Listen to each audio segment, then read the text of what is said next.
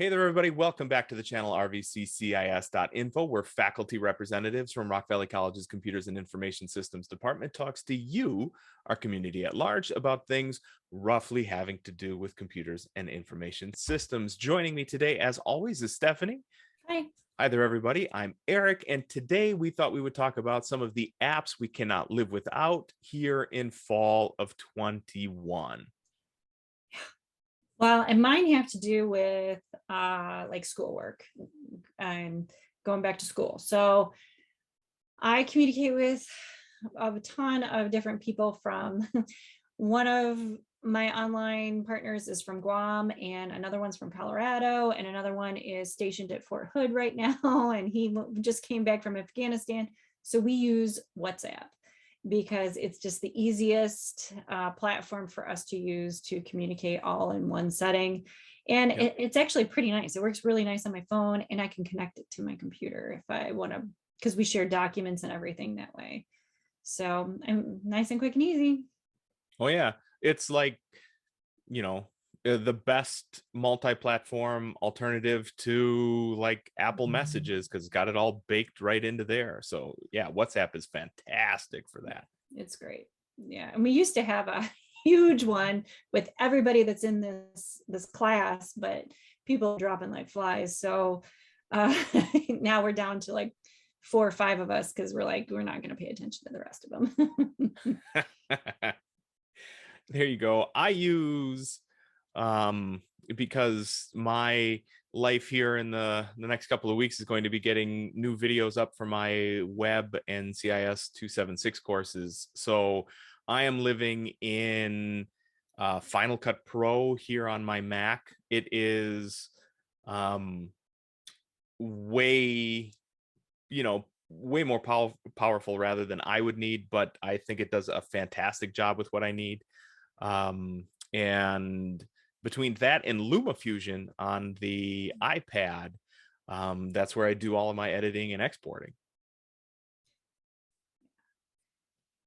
I was gonna say one of my staples. Those are both great programs. I love Lumafusion. When you recommended that last summer, I bought it and it was awesome. And I don't do as much video editing as you, but the other thing that I've been really enjoying lately, and it's you pay for it, is that I think it's called Nebo, and it's an app. It's multi-platform, so you can have it on Windows, you can have it on the iPad, iOS, Android, and unfortunately you have to pay for it every single application. Yeah.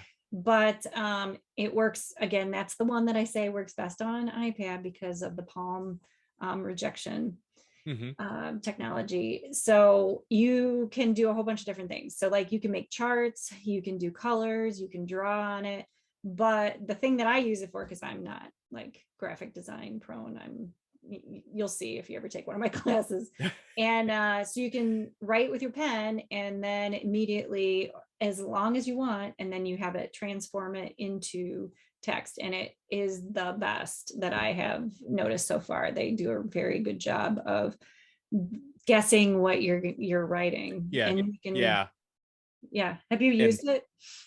I have. I stopped using it. I switched to, after a lot of different attempts at a lot of different software, I actually went back to Apple Notes, which does do the same thing. So you can write in there and it will transcribe it to, editable, non-chicken scratch text, which is pretty great. And then what I've started doing is I keep folders for each one of my classes, folders for each one of the weeks in my classes, and then so I have like everything I could possibly need.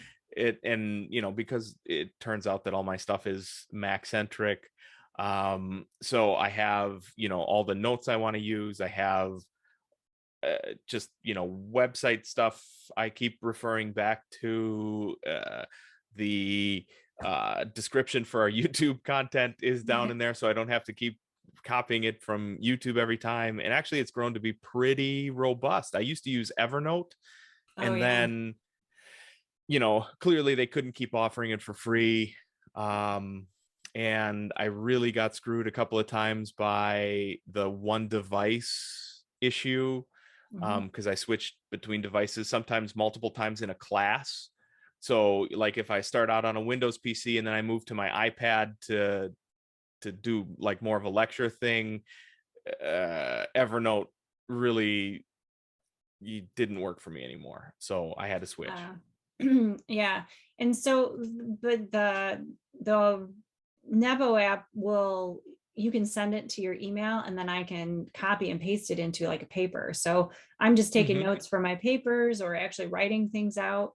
And then I can just copy and paste it basically into Word for like a discussion or a paper that I'm writing or whatever. And that's actually been really great because I just like the feel of a paper, writing it down on something, and I don't, it's just part of my process. So it's helped a Yeah, lot. yeah. The and this will sound, like effete and elitist and overly academic maybe, which is why we're in academia, I suppose. But Mhm. I think it's called Paperlight. They make a thing. It's a screen Very protector that expensive.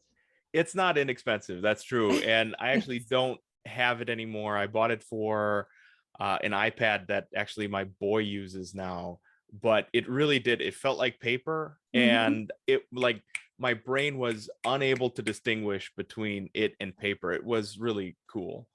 Yeah, I mean, I bought the iPad instead because the iPad was cheaper. So Yeah, yeah, that's uh, true.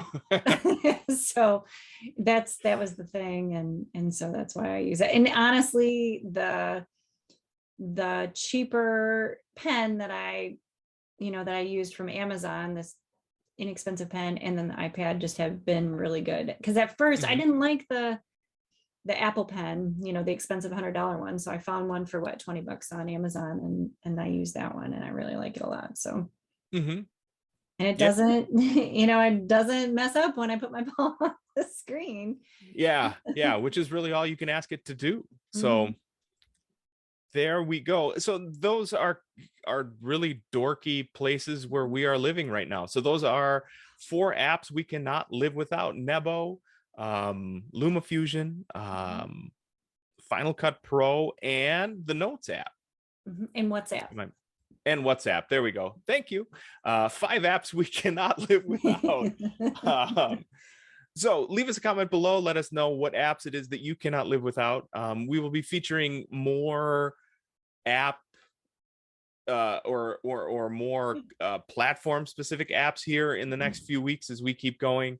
So let us know any of the apps you would like us to investigate, or if there's anything that you would like investigated in the way of, what we might use. You can also hit like and subscribe. Let us know you are out there and watching, and hit the bell to be notified of any and all future content as it becomes available. You can also follow us on social media. You can follow those down below. We are at RVCCIS Info on Twitter, on Facebook, on Anchor.fm, and here on YouTube, where you will also see links to all of the apps we talked about here today. So on behalf of Stephanie, myself, Eric, and the rest of the Rock Valley community, stay safe and stay sane out there, everybody.